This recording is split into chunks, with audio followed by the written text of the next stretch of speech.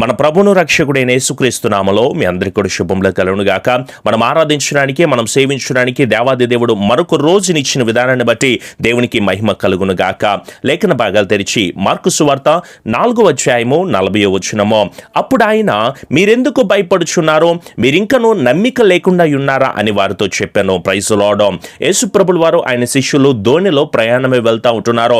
రాత్రికాల సమయమందు వారికి ఏమీ అర్థం కాని పరిస్థితుల్లో ఉంటున్న టైంలో గాలి చేత, తుఫాను చేత, భయంకరమైన అలల చేత వారి లోపల దోణిలో కూడా నీళ్లు వచ్చేసి ఏం చేయాలో అర్థం కాని పరిస్థితుల్లో వాళ్ళు బాధపడుతూ యేసు ప్రభుల వారు అప్పుడు నిద్రిస్తూ ఉంటున్న టైంలో ఆయన లేపి, బోధకుడా మేము నశించిపోతా ఉంటున్నామో, మీకు చింత లేదా అని చెప్పేసి మాట్లాడుతూ ఉంటుంటే ఆయన వెంటనే లేచి గాలిని, సముద్రమును గద్దించినట్టుగా కనిపిస్తూ ఉంటుంది.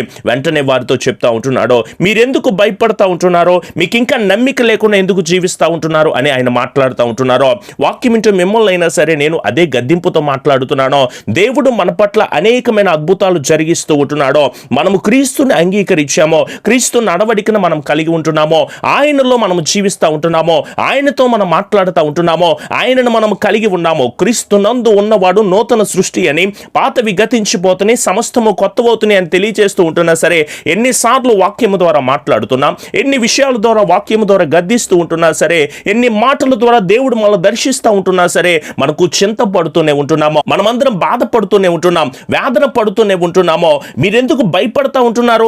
ఏ సమస్యను బట్టి భయపడుతున్నారో? లెక్కలేని ఆపదలు మన మీదకి వచ్చినా, ఎలాంటి భయంకరమైన సమస్యలు మా మీదకి వచ్చినా సరే, మనల్ని రక్షించేది గొప్ప దేవుడే కదా. మనకు కలిగి ఉంటున్న భయములన్నిటిలో నుంచి కూడా మనల్ని తప్పించి విడిపించేది దేవాది దేవుడే అని తెలుసుకుంటున్నప్పుడు మీరు శిష్యుల్లాగానే ఎందుకు భయపడిపోతా ఉంటున్నారు?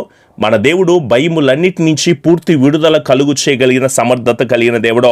మనం ఈ సంవత్సరమో ప్రార్థన చేద్దామో, నీవు ఈ స్థితిలో ఉన్నానండి, నేను ఈ పరిస్థితిలో ఉంటున్నానండి, ఈ అవమానకరమైన బ్రతుకులో నేను ఉంటున్నానండి, ఈ అప్పుడు సమస్యలతో నేను ఉంటున్నానండి, ఈ అనారోగ్య పరిస్థితులతో నేను ఉంటున్నానండి, నా బాధలు ఎవరికైనా చెప్పుకుందామంటే, నా సమస్యలు ఎవరికైనా చెప్పుకుందామంటే, నా పరిస్థితులు ఎవరికైనా చెప్పుకుందామంటే అసలు ఎందుకు చెప్పుకోవాలి? నీవెవరికైనా చెప్పుకున్నంత మాత్రాన నీ సమస్యలు పోతాయా? పోనీ విన్నవారు ఇంకా అవహేళన చేసి ఇంకా అనేక మాటలు చెప్పి నీ చుట్టుపక్కల వారికి, ఆమెకి ఇలా అయింది, ఆ బ్రదర్ ఇలా అయిపోయారు, ఆ వ్యాపారం ఇలా అయిపోయింది, ఆ జాబ్ ఇలా అయిపోయింది, వాళ్ళ కుటుంబం ఇలా అయిపోయింది, వాళ్ళ కోడలు కానీ, వారి అల్లుడు కానీ, వారి కుమారులు కానీ, వారి కుమార్తెలు కానీ అనేకమైన పరిస్థితులు కూడా మాట్లాడే వాళ్ళే తప్ప ఎవరు కూడా మనల్ని చూసి ఓదార్చేవారు కానీ, మన దగ్గరికి వచ్చేవారు కానీ ఎవరు కనిపించరో. అయితే దేవుని వాక్యము చెప్తుంది, ప్రయాసపడి భారం మోస్తున్న సమస్తమైన జనులారా మీరు నా యొద్దకు రండి, మీరు భయపడవలసిన అవసరం లేదో, మీ చింత యావత్తును కూడా నా మీద వేయండి అని చెప్తా ఉంటే, ఆ రోజు శిష్యులు భయపడుతూ ఉంటున్నట్టే ఈ రోజు కూడా మనం కూడా భయపడతా ఉంటున్నాము.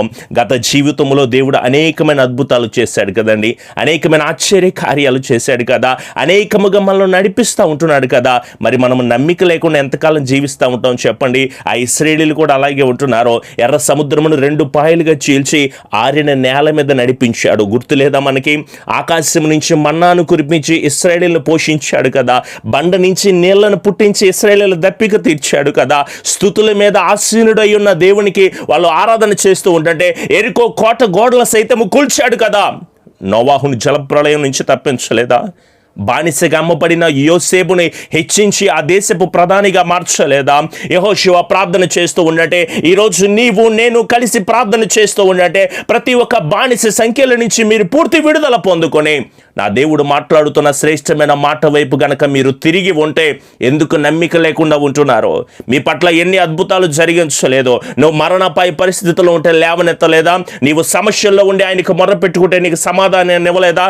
ఎందుకు కృతజ్ఞత లేని వారిగా జీవిస్తారో? ఎందుకు దేవుడు మీ పట్ల చేసిన అనేకమైన అద్భుతాలను మరిచి జీవించే వారిగా ఉంటారో? ఈ క్షణం నుంచైనా సరే దేవుడు మన పట్ల చేయబోతున్న కార్యాల కోసం మనం ఎదురు చూసే బిడ్డలుగా ఉందామో. నీ శ్రమ, నీ ఉద్యోగ సమస్య, నీ గర్భఫల సమస్య, అందరూ ఉన్న అనాథగా బ్రతుకుతున్నాననే ప్రతి ఒక్క సమస్య నుంచి కూడా నా యేసయ్య విడుదల కలుగు చేస్తాడు. ఎందుకంటే ఆయన ఒక్కడు మాత్రమే విడుదల కలుగు చేయగలిగిన సమర్థత కలిగిన దేవుడు. నేల మీద నుంచి దరిద్రులు లేవనెత్తేది ఆయనే. నలిగిపోయిన, కృంగిపోయిన జీవితాలను జీవిస్తూ ఉంటున్నావు పాస్టర్ గారు. ఎన్ని శ్రమలో, ఎన్ని ఇబ్బందులు, ఒక సమస్య పోతే ఇంకొక సమస్య, ఒక వేదన పోతే ఇంకొక వేదన, ఒక బాధ పోతే ఇంకొక బాధతో అని బాధపడతా ఉంటున్నారు కదా. బాధింపబడు వారి పక్షాన వ్యాజ్యమాడు వాడు ఆయనే. బలము కలిగిన వారి చేతుల్లో నుంచి, భయంకరమైన పరిస్థితుల్లోంచి దీనులను విడిపించేవాడు ఆయనే. పేదలను కటాక్షించేది ఆయనే. శ్రమ పడుతున్న వారిని రక్షించేది ఆయనే. దారిద్ర్యంలో ఎలాంటి దీనమైన పరిస్థితుల్లోనే ఉన్నా సరే నీకు న్యాయము తీర్చేవాడు ఆయనే. మీరేమి దిగులు పడాల్సిన అవసరం లేదో. తండ్రి లేరు పాస్టర్ గారు అని చెప్పేసి అంటున్నారు, పేదవాళ్ళుగా రోగ శయ్యి మీద పడుకున్నామంటున్నారు, విధవరాండ్రుగా మేము ఉంటున్నామంటున్నారు. తండ్రి లేని వారికి సహాయకుడిగా ఉండేవాడు, దిక్కులేని దరిద్రులకు ప్రార్థన నిరాకరింపక ఆ ప్రార్థన ఆలకించువాడు ఆయనే. పాస్టర్ గారు మాకు వివాహాలు లేవండి అని బాధపడుతున్నారేమో, ఏకాంగులను సంసారులుగా చేయువాడు ఆయనే. ఆయనను బట్టి నేను అతిశయపడతా ఉంటున్నాను. మనకున్న స్థితిని బట్టి, మనకున్న డబ్బు, మనకున్న కులము, ఆస్తి, సిరి సంపదలు బట్టి కాదు నాన్న మనం గర్వపడాల్సింది. మనకు కలిగి ఉన్న సర్వోన్నతుడైన దేవాది దేవుని నామాన్ని బట్టి మనం అతిశయపడే వారిగా ఉందాము. ఈ రోజు నుంచి మీరు ఎవ్వరు కూడా దుఃఖపడాల్సిన అవసరం లేదు. మనుషులు ఎవ్వరు కూడా మనల్ని ఆదరించలేరు, మనుషులు ఎవరు కూడా మనకు సహాయాన్ని దయచేయలేరు. భయపడొద్దు అని మనుషులు ఎవరు కూడా చెప్పలేరు. కానీ నా యేసయ్య చెబుతున్న మాట, మీరు ఈ క్షణం నుంచి భయపడవలసిన అవసరం లేదు. మీకు నమ్మిక కలిగి జీవించండి, భయపడుతూ దేవునికి భయపడండి. కానీ ఈ లోక సంబంధమైన ఏ విషయాల పట్ల కూడా మీరు భయపడొద్దు. నా దేవుడే సంరక్షించేది, నా దేవుడే విడుదల కలుగు చేసేది, ఆయనే ఆశీర్వాదం ఇస్తాడు నాన్న, దానిలో సందేహం లేదు. మరి ఆయన అడుగుదామా, ప్రభువా నన్ను ఆశీర్వదించువా, ప్రభువా నన్ను దీవించువా, ప్రభువా నీ సన్నిధిలో నేను నిలబడ్డాను నాయన అంటూ మీ దగ్గర ఆయిల్స్ ఉంటే తప్పకుండా తీసుకోండి, అలాగే వాటర్ ఉన్నా కూడా తీసుకోండి. వాటిని పట్టుకుని మనమందరం కూడా ప్రార్థన చేద్దాము. వాటర్లో శక్తి లేదు, కానీ ఆయిల్లో కూడా శక్తి లేదు, కానీ నేను ప్రకటిస్తున్నా, ప్రార్థన చేస్తున్నా, దేవాది దేవునిలో శక్తి ఉన్నది గనక ఆయన వైపు మీ రెండు హస్తాలు చాచి ప్రార్థన చేస్తూ, ప్రభువా ఈరోజు నాతో మాట్లాడినందుకు స్తోత్రములో, ఇప్పుడు దాకా నేను భయపడుతూ జీవిస్తున్నాను ప్రభువా, నా పాపాలన్నిటినీ నీ సన్నిధిలో ఒప్పుకున్నాము. గడిచిన కాలమంతా తోడై ఉన్న దేవుడు కదా, ఎన్ని అపాయాల నుంచి తప్పించాడు నాన్న. బ్రదర్ సిస్టర్స్, ఎన్ని అపాయాల నుంచి, తల్లి చెల్లి తమ్ముడో, మనల్ని అనేక ఇబ్బందుల నుంచి తప్పించిన దేవుడో ఇప్పుడు కూడా మనకు తోడై ఉన్నాడు. ఆయన మనల్ని విడిచిపెట్టడు, ఆయన మనల్ని వదిలిపెట్టడు. ఈ మాట నాకు ఎంత ఆనందాన్ని కలుగు చేస్తుందో. నేను వదిలిపెట్టేసిన, నేను విడిచిపెట్టేసిన, నాకున్న జాబును బట్టి, నాకున్న వ్యాపారాన్ని బట్టి, నాకున్న పరిస్థితులు బట్టి నేను దేవుని వదిలిపెట్టినా సరే ఆయన నన్ను ఎన్నడూ కూడా వదిలిపెట్టని దేవుడు, విడిచిపెట్టని దేవుడు.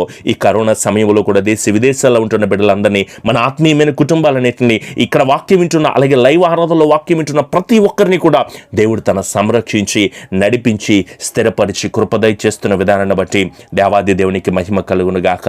ఆయన స్తుతిస్తూ మనం ప్రార్థన చేద్దాం, ఆయన మహిమపరుస్తూ మనం అందరం ప్రార్థన చేద్దాము. స్తుతి, మహిమ, ఘనత కేవలము దేవాది దేవునికే చెల్లును గాక. ఆమెన్. కృపాసత్య సంపూర్ణుడా, మా గొప్ప దేవా, మీ ఘనమైన కృప కలిగిన శ్రేష్టమైన మీ అద్భుతకరమైన మాటను బట్టి మీకు వందనములు తండ్రి. ఆనాడు శిష్యులు భయపడిపోతూ ఉంటుంటే మీరు మాట్లాడిన మాట, భయపడొద్దు, నమ్మిక కలిగి ఉండి. ఎందుకు మీకు నమ్మిక లేదని మీరు మాట్లాడారు ప్రభువా. అనేక అద్భుతాలు చూస్తున్న శిష్యులే వారు నమ్మికను కోల్పోతూ ఉంటున్నారు తండ్రి. వారికి మరణాపాయ పరిస్థితి వచ్చేసిందని బాధపడుతూ ఉంటున్నారు దేవా. ఈరోజు మాకు ఎలాంటి స్థితిని మేము ఎదుర్కొంటున్నా సరే మీరు ఏ స్థితిలో ఉన్న భయపడవలసిన అవసరం లేదని మాకు ధైర్యాన్ని కలుగు చేస్తున్న దేవా, మీకు స్తోత్రములు తండ్రి. మరొక మారు మీ వైపు చేతులు జోడించి మేమందరము ప్రార్థన చేస్తున్నాము దేవా. ఒక్కసారి మీ కృపా కనికరమును మీరు మాకు దయచేయండి నాయన. ఉదయకాలపు లైవ్ ఆరాధనలో, రాత్రికాలపు లైవ్ ఆరాధనలో, అలాగే అనుదిన వాగ్దానంలో మీరు మాతో మాట్లాడుతున్నందుకు మీకు స్తోత్రములు నాయన. నిమిత్త మాత్రుని ఎందుకు పనికిరానటువంటి వాడిని ప్రభువా, వాక్యము ద్వారా, నీ వాయిస్ ద్వారా మీరు మాతో మాట్లాడుతున్నందుకు మీకు స్తోత్రములు చెల్లిస్తున్నాము దేవా. ప్రతి కుటుంబ ప్రార్థన అవసరత మీ పాదాల చెంత ఉంచుతున్నాము తండ్రి. గొప్ప విడుదల, గొప్ప ఆశీర్వాదమును, నెమ్మదిని, సమాధానాన్ని, కృపను, ఆశీర్వాదాన్ని బిడ్డల కుటుంబాల్లో మీరు అనుగ్రహించండి దేవా. మా దుఃఖానికి ప్రతిగా సంతోషం ఇచ్చి నడిపించండి దేవా. మా దేశంలో ఉంటున్న అనేక బిడ్డలు మీరు దీవించండి. విదేశాల్లో ఉంటున్న ఆత్మీయమైన కుటుంబములన్నిటినీ కూడా మీరు దీవించండి ఆయన. వైద్యులకు, పోలీసులకు, కార్మికులకు, ప్రభుత్వాలకు మంచి జ్ఞానాన్ని మీరు దయచేయండి ఆయన. అప్పుల బాధల్లో నుంచి విడుదల మీరు దయచేయండి. అనారోగ్యాల నుంచి నెమ్మదిని మీరు దయచేయండి. తాగుడు జీవితం నుంచి, వ్యభిచార జీవితం నుంచి, పాపసహితమైన కార్యాలు నుంచి, ప్రతి దురాత్మ శక్తి నుంచి కూడా యేసు నామములో నీ బిడ్డలకు విడుదల మీరు దయచేసి ఆశీర్వదించండి ఆయన. స్వస్థత లేకుండా బాధపడుతున్నారేమో, నీ బిడ్డ ఆయిల్స్ పట్టుకుని ప్రార్థన చేస్తూ ఉండగా, వాటర్ పట్టుకుని ప్రార్థన చేస్తూ ఉండగా, వాగ్దానంలో పట్టుకుని ప్రార్థన చేస్తూ ఉండగా, ఈ సంవత్సరంలో నీ బిడ్డల పట్ల మీరు ఇచ్చిన మాటలను నెరవేర్చి, స్థిరపరిచి, దీవించి, బలపరిచి, కృపనిచ్చి, క్షేమాన్నిచ్చి, అభివృద్ధినిచ్చి, ఆశీర్వాదకరంగా మీరు నడిపించి, బలమును దయచేసి అత్యున్నతమైన స్థితిలో బిడ్డలందరి చుట్టూ మీ అమూల్యమైన కాపుదల మీరు అందించి బలమును దయచేయమని మా ప్రియ రక్షకుడైన యేసు నామములో అడుగుచున్నాము తండ్రి. ఆమెన్. అందరూ ఆమెన్ చెబుదాము. ఆమెన్. మన తండ్రి అయిన దేవుని కుమారుని యొక్క కృప, పరిశుద్ధాత్మని యొక్క అన్యోన్య సహవాసపు సన్నిధి ఎల్లకాలము ఆత్మీయమైన కుటుంబములకు, అలాగే లైవ్ కార్యక్రమంలో పార్టిసిపేట్ చేస్తున్న ప్రతి కుటుంబంలో కూడా మీ ఆత్మ, మీ కృప బిడ్డలకు తోడై ఉండి నడిపించబడును గాక. ఆమెన్. యేసు రక్తమే జయం, సిలువ రక్తమే జయం. ప్రభు యేసు నామములో సంపూర్ణ జయము కలుగును గాక. ఆమెన్. ఆమెన్. మీ ప్రార్థన అవసరతలు మాకు తెలియచేయండి. తప్పకుండా వాటన్నిటి విషయమే ఎల్లప్పుడూ కూడా ప్రార్థన చేసేవారిగా ఉంటాము. అలాగే ప్రతిరోజు ఉదయం 6 గంటలకు లైవ్ కార్యక్రమం వస్తుంది. ప్రతిరోజు